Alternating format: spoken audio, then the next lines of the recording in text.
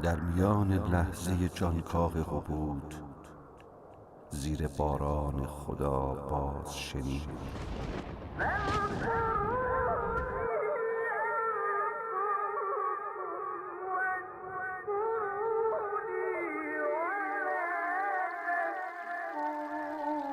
نازنینم، آدم، نه به اندازه تنهایی من، نه به اندازه عرش، نه به اندازه گلهای بهشت، که به اندازه یک دانه گندم. تو فقط یادم باش. یاد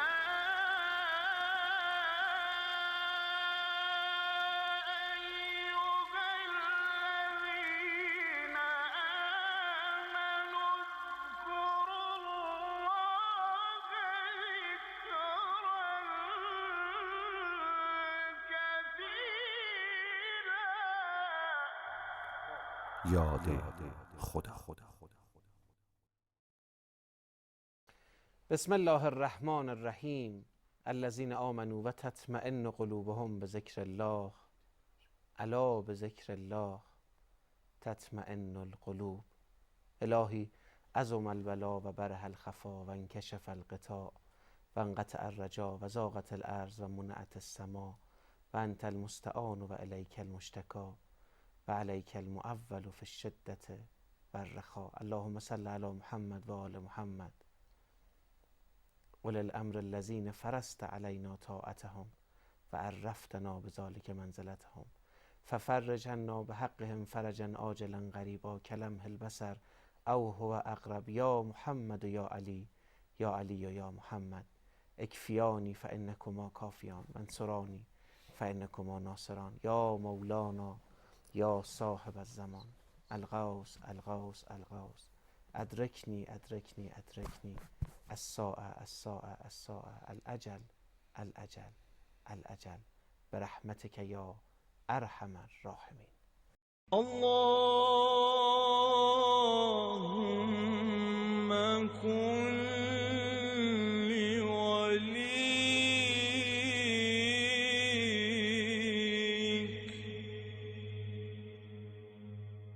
الحجة ابن الحسن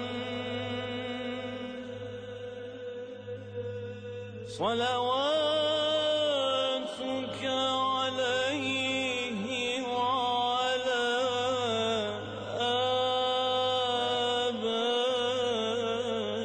آبائه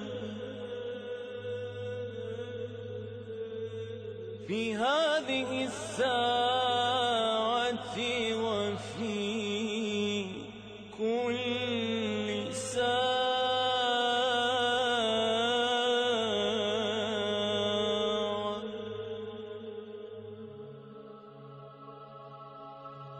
وليا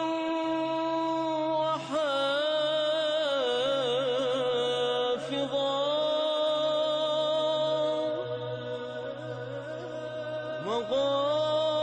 وقائدا وناصرا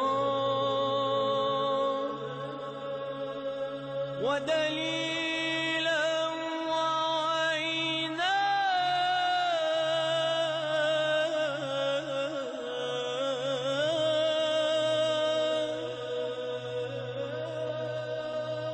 حتى تسكنه أرضك طوعا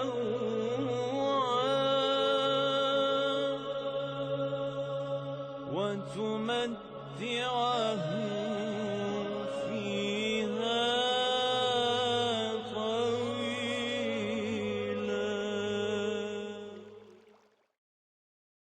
سلام خدا بر پیامبر رحمت و خاندان مطهر و پاکشون. اللهم صل علی محمد و آل محمد و عجل فرجهم. سلام خدا بر امام مهدی عجل الله تعالی فرجه الشریف و سلام خدا به شما اهالی ارجمند یاد خدا، همراهان عزیزمون، مردمان مهدیارمون انشاءالله. خیلی خوش آمدید. ایام مبارک باشه در روزهایی که متبرک به نام حضرت بقیت الله الاعظم عجل الله تعالی فرجه الشریف هست. خدا به ما توفیق داده با شما بنشینیم و حرف حضرت مهدی بزنیم انشاءالله، از سلوک حضرت مهدی و از سبک زندگی مهدوی با هم گفتگو کنیم. قراره که از نور مهدویت بشنویم و از نور امام مهدی و مسیر ارتباط و وصل شدن به این نور مهدوی یاد بگیریم. ما سه‌شنبه هامون سه‌شنبه های مهدوی بوده تو این سالها و محضر سرور ارجمندم جناب حجت الاسلام المسلمین حاجی حیدری کاشانی اساساً پیرامون این موضوع صحبت کردیم. چه خوش که حالا فردای روز نیمه شعبان قراره که همین بحث رو دنبال کنیم. آقا سلام علیکم و رحمت الله. السلام علیکم و رحمت الله و برکاته. السلام علیک یا بقیت الله فی ارضه. سلام و درود بی پایان خداوند رحمان نثار وجود مقدس امام زمان ارواحنا فدا که وجود ما طفیلی وجود اوست و به یمنهی روز قلورا و به وجودهی ثبتت الارض و السما، تمام آسمان ها و زمین به واسطه حضور او پا برجاست و تمام خلائق به واسطه فیض حضور او و برکت وجود او روزی میخورن و روزی رسانی میشن از جانب خداوند رحمان. و عرض ارادت ما، محبت ما، حدیث عشق و دلدادگی ما و ولایت پذیری ما به آستان حضرت این ذکر صلوات باشد با این دو بیت که بر جلوه روی ماه مهدی صلوات. اللهم صل علی محمد و آل محمد و عجل. بر جذبه هر نگاه مهدی صلوات. اللهم صل علی محمد و آل محمد و عجل. تا امر فرج شود مهیا بفرست، تقدیم به پیشگاه مهدی صلوات. اللهم صل علی محمد و آل محمد و عجل فرج. در خدمتتون هستیم. با افتخار خدمت استاد حیدری کاشانی هستیم انشاءالله. امروز هم ما عهدی با شما داریم، میدونید خودتون صاحب برنامه هستید. خلاصه ای از جلسه قبل رو تقدیم حضورتون میکنیم. مباحث ارزشمند آقای حیدری رو اگر خواستید دنبال بفرمایید. در فضای مجازی هم حضور داریم، در همه فضاهای مجازی که دیگه اسم نمیبریم با آدرس ادساین یاد خدا _QTV میتونید دنبال بفرمایید صفحه خودتون رو و اونجا نظرات و کامنت ها و نکاتی که هست رو بزرگواری کنید، یادداشت بفرمایید. با افتخار محضرتون هستیم.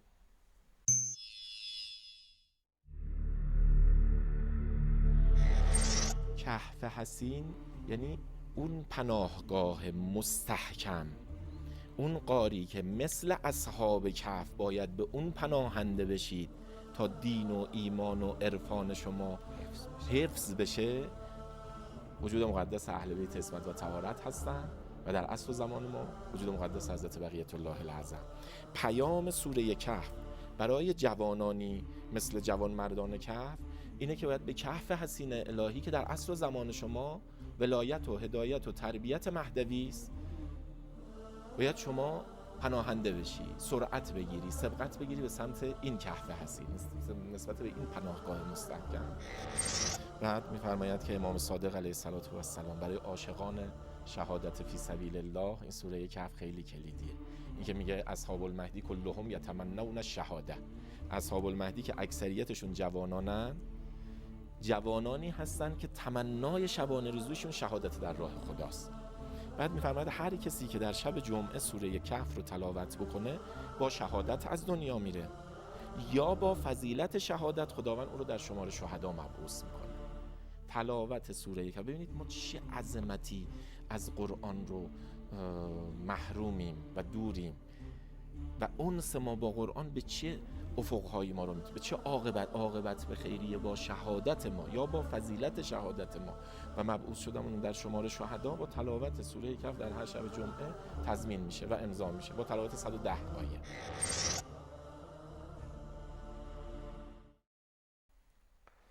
عیدتون مبارک باشه، ایام به کامتون باشه انشاءالله. چه خوش بهاری است که قرین شده طلیعش با این موالید ماه شعبان و خاصه با ولایت و ولادت امام زمان عجل الله تعالی فرجه الشریف. خدا رو شکر که توفیق داریم باز هم در بهار 1400 که شعبان معظمی است و ما هم کنار شماییم این عید رو خدمتتون تبریک عرض کنیم. اما حاجی آقای حیدری کاشانی به ما تو این سالها و تو این ماه‌های اخیر از معادلات رسیدن به ولایت حضرت مهدی نکات ارزشمندی رو یاد دادن. حالا میخوایم ازشون ایدی بخوایم و بگیم آقا اصلی ترین و مهمترین معادله و فرمول و راه حل و نسخه رسیدن به ولایت امام زمان رو برامون بفرمایید. برای پاسخ به این پرسش حیاتی و سرنوشت ساز میبریم دلهای شما و مخاطبان عزیزمون رو به محضر قرآن، به محضر سوره شمس که از سوره های مهدویه. بسم الله الرحمن الرحیم و شمس و ضحاها. قسم به خورشید و تابش نور خورشید و گسترش نور خورشید، که در روایات اهل بیت فرمودن شمس خورشید نبوت است، نبوت حضرت محمد ابن عبدالله صلی الله علیه و آله و سلم. ضحاها تابش نور نبوت، گسترش نور نبوت، پرتو افشانی نور نبوت. ضحاها وجود مقدس حضرت مهدی ارواح نافداست، حضرت بقیت الله العظم. پس و شمس و ضحاها که سوره شمس پرسوگندترین سوره قرآنه، با رکوردداری 11 سوگند پرعظمت خداوند رحمان. 11 سوگند ما در ابتدا داریم. مثلا بپرسن پرقسمترین پرسوگندترین سوره قرآن چیه؟ سوره شمسه. اولین سوگند به نور خورشید نبوت خداوند سوگند یاد میکنه و پرتو افشانی اون در عصر ظهور با وجود مقدس امام زمان ارواح نافدا. یعنی نور نبوت اصل پرتو افشانی جهانیش در عصر ظهور به واسطه حضرت بقیت الله العظم. قسم به خورشید نبوت و قسم به پرتو افشانی این خورشید که عصر ظهور امام زمانه با وجود مقدس امام عصر ارواح نافدا. 11 سوگند یاد میشه. حالا به این سوگندها اشاره میکنیم، اما سوال شما رو سریعا جواب بدیم، حالا هول و هوش همون بحثمون رو پیش ببریم. اصلی ترین معادله ارتباط با آستان ولایت، امامت و مهدویت بعد از این 11 سوگند پرعظمت بیان میشه. بعد از 11 سوگند خداوند متعال قد افلح من زکاها، به تحقیق یقینا هر آینه رستگار شد کسی که این نفسش رو پاکسازی کرد، تزکیه کرد، به حال خودش رها نکرد. و قد خواب من دساها، خسارت زده است، مردود، هلاکت زده است کسی که نفسش رو یله و رها به حال خودش رها کنه، این مهار نفسش رو نکشه، بذاره آزادانه این نفسش. اصلی ترین معادله ارتباط ما با ساحت امام زمان ارواح نافدا اصلاح نفس. قد افلح من زکاها و قد خواب من دساها پاسخ شماست در سوره شمس. اصلی ترین معادله اصلاح نفس. به تعبیر حضرت آیت الله العظما بهجت رضوان الله تعالی علیه که خودشون یک عمر فریادگر توحید بودن، از راه خودسازی، از راه تهذیب نفس، از راه سکوت، با سکوتشون فریادگر توحید بودن، تمام هم و غمشون تهذیب نفس بود. میفرمایند تا نفس ما اصلاح نشه رابطه ما با امام زمان اصلاح نمیشه. بعد میفرمایند تمام هم و غممون رو باید بذاریم در اصلاح نفس خودمون، خودسازی خودمون. بعد راهش رو هم بیان میکنن. میفرمایند که قرآن، انس با قرآن، معادلات قرآنی رو اجرا کنی، یکم معادلات روایی رو. بعد به عنوان یه راهکاری میفرمایند که در وسائل الشیعه که از منابع روایی شیعیان هست، از منابع معتبر، میگه باب جهاد با نفس رو که کتاب هم شده، کتاب مستقلی شده، جهاد با نفس وسائل الشیعه به توصیه آیت الله العظما بهجتی کتاب مستقل شد. میفرمایه باب جهاد با نفس رو بگیرید، در کنار اون تلاوت قرآنی که هر روز دارید یک حدیث از احادیث جهاد با نفس رو از کتاب جهاد نفس وسائل الشیعه بخوانید و سعی کنید به اون عمل کنید. بعد از 1 سال مداومت که هر روز با نور حدیث اهل بیت، اونم با موضوع جهاد با نفس، محشور بودید، مأنوس بودید، رفیق بودید، ملازم بودید، اصلاحی رو در نفس خودتون شاهد میشید. آثار و اسرار و خیرات و برکاتی رو شاهد میشید که اصلش هم ارتباط ما و ظرفیت بخشی به روح و جان و نفس ما در ارتباط قوی‌تر با ساحت ولایت و امامت خواهد بود انشاءالله. تعالی. محضر سوره شمس مشرف خواهیم شد. 10 آیه ابتدایی این سوره رو میشنویم. اونجایی که فرمودند مهمترین و اصلی ترین مسیر رسیدن و معرفی نور ولایت امام مهدی عجل الله تعالی فرجه الشریف است.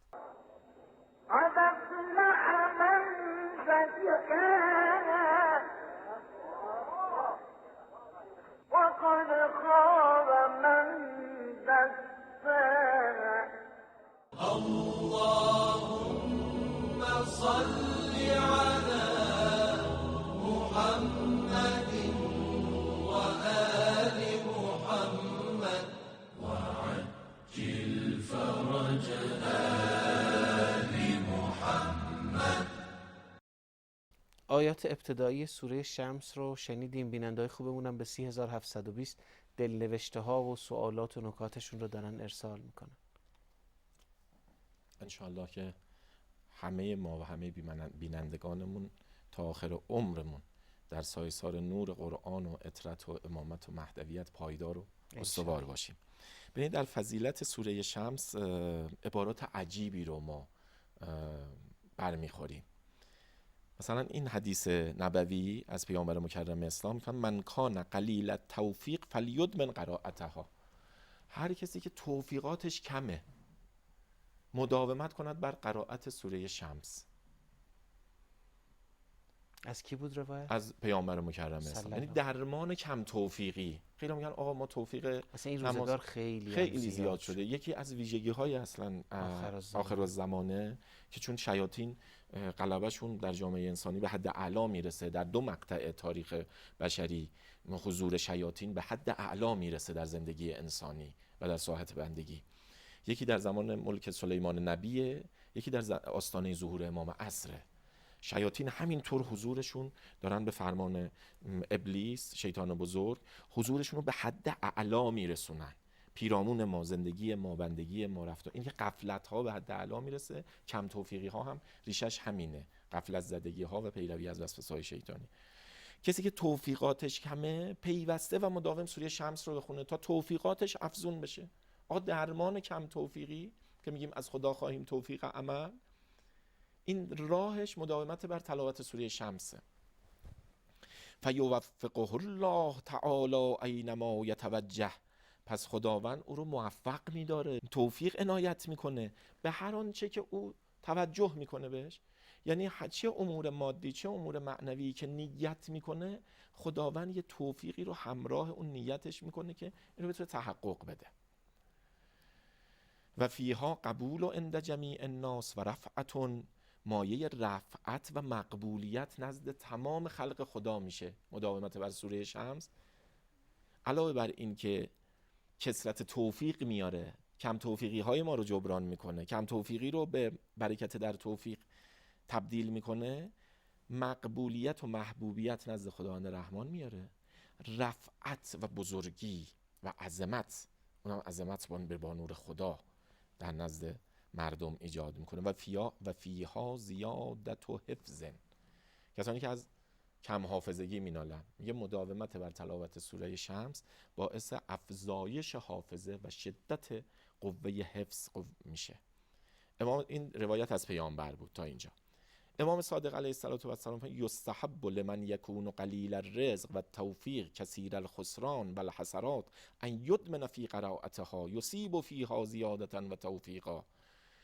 میگه باید کسی که کم رزق و روزیه، کم توفیقه، خسارتهاش و حسرتهاش تو زندگی زیاده، خیلی حسرت میخوره، خیلی احساس خسارت میکنه، ان یدمن فی قرائتها، مداوم سوره شمس رو بخونه تا این درمان هم کم توفیقی هاش بشه، هم کم رزق و روزی بودنش، و هم درمان اون حسرت ها و خسارت هایی که احساس میکنه در گذشته زندگیش داشته. یعنی اون حسرت ها و خسارت ها به برکت ها، عزت ها، وسعت ها، قوت ها، فضیلت ها تبدیل بشه. راهش مداومت بر سوره شمس. همه جا میگه یدمن فی قرائتها، مداومت کند، پیوسته بخواند. یصیب فیها زیادتا و توفیقا، خداوند زیادت، وسعت، برکت و توفیقات روزافزون رو قرین راه او میکنه.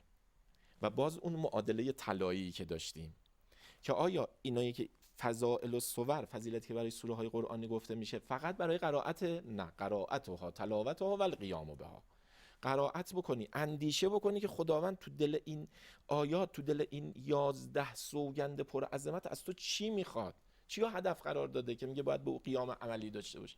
قیام عملی هم داشته باشی باعث یه چنین فضیلت هایی میشه: کثرت توفیق، رفعت، محبوبیت، کثرت رزق و روزی و تبدیل شدن خسارت ها و حسرت ها به برکت ها و عزت ها. خب میایم محضر سوره شمس. بسم الله الرحمن الرحیم و شمس و ضحاها. سوگند به خورشید و سوگند به پرتو افشانی آن، که گفتن یعنی قسم به خورشید نبوت و قسم به گسترش نور و پرتو افشانی خورشید نبوت در عصر ظهور با نور امامت و مهدویت. ضحاها نور ولایت و امامتیه که تجلی پیدا میکنه، نور نبوتیه که و امامت که تجلی پیدا میکنه از چهره نورانی مولامون حضرت بقیت الله العظم و تمام عالم رو در بر میگیره. و اشرقت الارض به نور ربها، رب الارض امام الارض، پروردگار و مربی زمین امام زمینه. در زمان ظهور میگه مردم از نور خورشید دیگه بی نیاز میشن، چون به واسطه نور حضرت نور الله الاعظم چنان نوری تمام عالم رو، خورشید هست اما یه نور برتری که از فراتر از نور مادیه، اون میاد تمام جلوه های نور مادی رو کم فروغ میکنه، کنار میزنه، چون تمام عالم با نور الله، نور خدای امام زمان روشن میشه. و القمر اذا تلاها، قسم به ماه آن هنگام که در پی خورشید درآید، که اینجا هم تفسیر کردن قسم به ماه ولایت و امامت که در پی خورشید نبوت درآید، تفسیر کردن به ولایت و امامت امیرالمؤمنین. شمس وجود مقدس امام زمان، قمر وجود مقدس امیرالمؤمنین. پرتو افشانی شمس وجود مقدس امام زمان در عصر ظهور، پرتو افشانی نور مهدویت. قمر وجود مقدس امیرالمؤمنین. قسم به ماه آن هنگام که در پی خورشید نبوت درآید و نهار اذا جلاها، قسم به روز آن هنگام که خورشید رو آشکار میکنه. و لیل اذا یغشاها، قسم به شب آن هنگام که خورشید رو میپوشانه. تا اینجا محور خورشید بود، خورشید و پرتو افشانی آن. ماه که در پی خورشید میاد، روز که خورشید رو تجلی میده، آشکار میکنه، شب که خورشید رو میپوشانه. از اینجا یکم سیاق آیات عوض میشه. و السماء و ما بناها، قسم به آسمان و قسم. هر کدام از این واوها واو قسمه. تعداد قسم ها رو میخواییم بشمریم تا برسیم به قد افلح من زکاها، تعداد واوها باید شمرده بشه. این واوهای قسمه، واو سوگنده. قسم به آسمان و ما بناها، و دوباره قسمه و قسم به کسی که آسمان رو بنا کرد، آسمان رو بنا نهاد. و الارض و ما طحاها، قسم به زمین و قسم به کسی که زمین رو گسترانید. و نفس و ما سواها، قسم به روح آدمی و قسم به کسی که نفس انسان رو آفرید و این نفس رو موزون قرار داد، موزون ساخت. فالهمها فجورها و تقوا، اون نفسی که خدا خیر و شرش رو به او الهام کرده. حالا میایم سر همون معادله اصلی دوباره. بعد از 11 سوگند پر عظمت در پرتکرار ترین سوگندها، پر سوگند ترین سوره های قرآنی، این معادله، یعنی همه این سوگندها گفته شد تا این عظمت. قد افلح من زکاها، به یقین هر کس نفس خودش رو پاک کرد، تمیز کرد، پاکیزه کرد، تزکیه کرد، پاکسازی کرد، اون رو ساخته و پرداخته کرد، اون رستگار دنیا و آخرته. ولا غیر. ولا غیرش هم این میشه و قد خواب من دساها، هر کسی که نفس خودش رو به گناه آلوده کرد. دساها، آلوده کرد، ناپاک کرد، یله و رها گذاشت که ناپاک بشه، آلوده بشه، خسارت زده است و نومید و محروم گشته از رحمت خدا و مغفرت خدا. پس پیام اصلی سوره که پس از 11 سوگند بیان میشه و عمل کردن به او ما رو به تمام این توفیقات، کثرت توفیق از جانب خداوند، به محبوبیت نزد خدا و خلق خدا، مقبولیت، رفعت، برکت، وسعت، افزایش حفظ و حافظه، افزایش رزق و روزی، افزایش توفیقات مادی و معنوی میرسونه.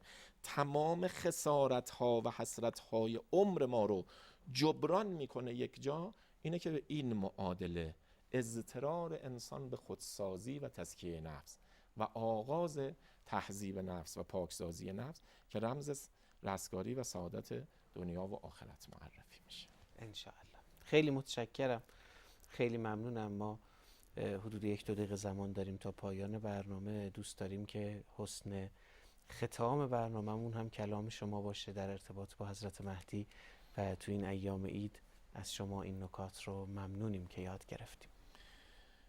اگر بخوایم که یه مقداری رنگ و بوی مهدوی رو به اقتضای ایام در شاگردی کردن محضر سوره شمس یاد بگیریم و حالا هوای مهدوی بهش بدیم، باید بگیم که اصلی ترین رمز ظهور امام زمان ارواحنا فدا خودسازی ماست، اصلاح نفس ماست، تهذیب نفس ماست. اینه که از نفسمون غافل نشیم. گر بر سر نفس خود امیری مردی. زیادن کسانی که نفس خودشونو یله و رها آزاد گذاشتن و اندک شمارن کسانی که زکاها در مقام تزکیه‌اند، مهار نفسشون رو گرفتن. چجور مهار نفس رو بگیریم؟ باز هم مصدر قرآن و تدبیر ما یاده. ماه شعبان، رجب، شعبان و رمضان ماه تزکیه نفسه، که میگه ماه رجب ماه تخلیه است، ماه خالی شدن از رذیلت‌ها و صفات بده، اما اینجا تجلیه است. ماه رمضان تجلیه است، اینجا تحلیه است. تخلیه، تجلیه. تخلیه خالی شدن از رذائل اخلاقی، صفات بد اخلاقی رو کنار بگذاریم. حالا انشاءالله جلسه بعد عرض خواهیم کرد اصلی ترین فاصله ما با امام زمان فاصله صفاتیه، فاصله زمانی و مکانی نیست. چجوری این فاصله ها رو برداریم؟ با تخلیه و تحلیه و تجلیه. ماه شعبان ماه آراسته شدن به اخلاق پیامبر و آل پیامبره و ماه رمضان ماه تجلیه، جلا دادن قلب و دل و جان به عشق خداوند رحمان و مناجات های سحرگاهیه. انشالله دوباره اون دعای ابتدایی رو اللهم بارک لنا فی رجب و شعبان و بلغنا شهر الصیام به برکت مولامون امام زمان حضرت بقیت الله العظیم. آقا خیلی متشکرم و ممنونم. الهی چنان کن سرانجام کار تو خوشنود باشی و ما دستگاه یا علی محتاج دعای خیر شما هستیم. خدا نگهدار. آقا خیلی متشکرم.